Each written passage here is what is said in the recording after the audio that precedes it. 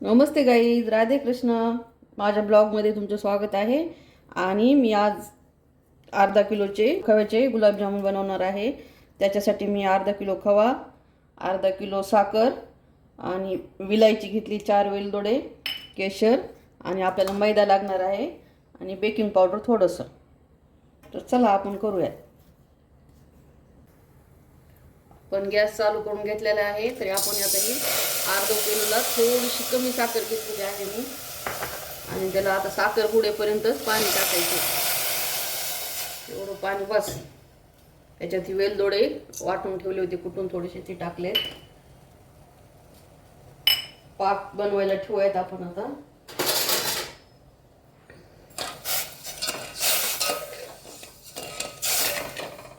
आता पाक तयार होईपर्यंत आपण इकडे पीठ मळायला घेऊयात.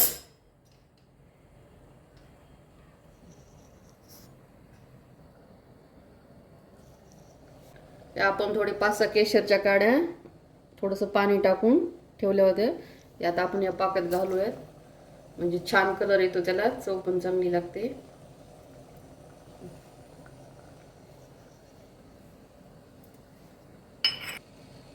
त्याच्यामध्ये मी थोडासा बेकिंग पावडर ॲड करणार आहे.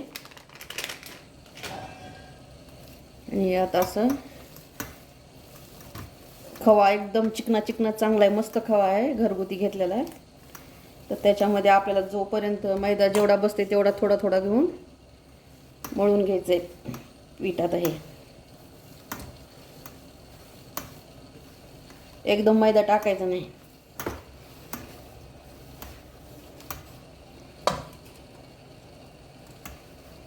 एक किलोला पाव किलो मैदा लागतो. तर आपला अर्धा किलोच खवा असल्यामुळं आपल्याला अर्धा पावच मैदा लागणार आहे.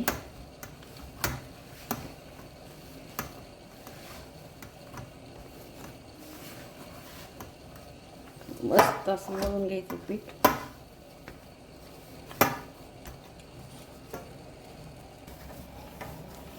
असं पीठ ह्या तळव्याच्या हाताने असं रगडू रगडू मस्त मळून घ्यायचं, चिकनं चिकनं करून.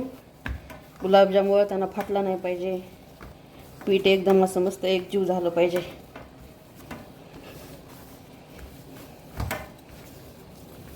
असं तर छान आपलं पीठ मळत आलेलं आहे, मस्त आहे असं.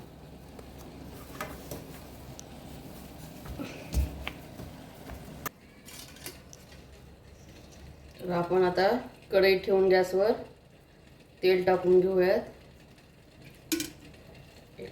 अर्धा किलोच्या, पाव किलोपेक्षा जास्त, अर्धा किलोच्या जवळजवळ तेल टाकलेलं आहे गुलाबजाम तळण्या इथपर्यंत.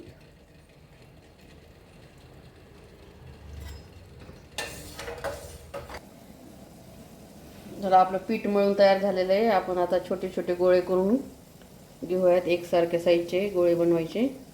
त्यासाठी असं थोडं थोडं करून तोडून घेऊयात.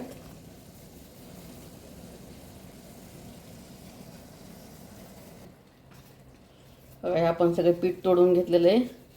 आणि बघा कसा मस्त गोळा व्हायला आहे का, कुठं फाटला नाही, काय नाही. असे चिकने चिकने गोळे करून ठेवायचे.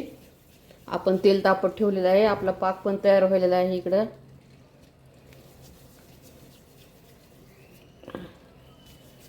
पीठ जास्त चांगलं मळावं लागतं, 10 मिनटं वेळ देऊन. तर आपण तेल तापलं की नाही ते चेक करू. छोटासा गोळा टाकून देऊया. तेल तापलेलं आहे आपलं. तर आपण आता सोडून घेऊयात गुलाबजाम एक एक करून. मंद गॅसवरच तळायचे.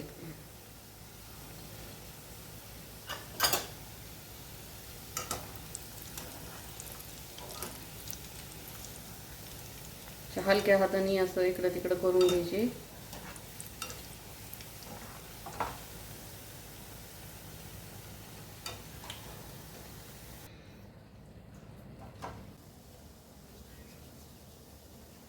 मस्त आपण हे गुलाबजाम तळून घेतले. तिकडे तळायला चालू आहेत. पाक तयार करून झालाय. तर झाले, होत आले गोळे तयार. मस्त थोडे ब्राऊन कलरलाच गुलाबजाम तळायचे, मध्ये कच्चं पण राहत नाही, खायला पण चव लागते चांगलं. पांढरं ठेवलं की खाताना नको वाटते. असे गुलाबजाम करून खाऊन बघा. तुम्हाला चांगले वाटले तर सबस्क्राईब करा, लाईक करा, कमेंट करून सांगा. कसे मस्त असे आता रसरशीत गुलाबजाम दिसायला लागले बघा, कसे कलरफुल. पाकात टाकले की असे रसाळ गुलाबजाम तयार होतात.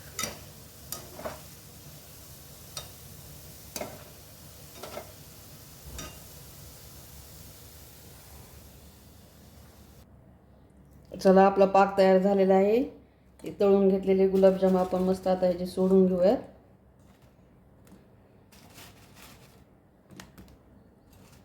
मस्त केशरचा फ्लेवर आलाय, त्याला कलर पण आलाय थोडा केशरचा, विलायचीचा फ्लेवर आलाय मध्ये मस्त. हे बघा, पहा असे मस्त गुलाबजाम तयार झालेत.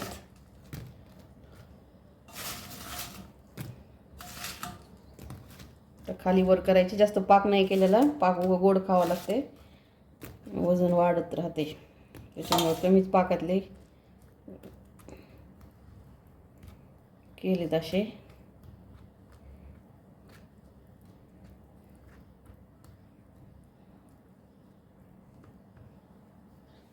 कसे मस्त रसरशीत गुलाबजाम तयार झालेले आहेत.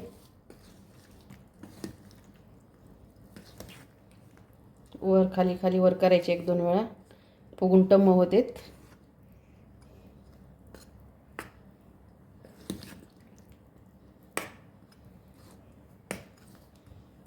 कशी वाटली आपली आजची रेसिपी?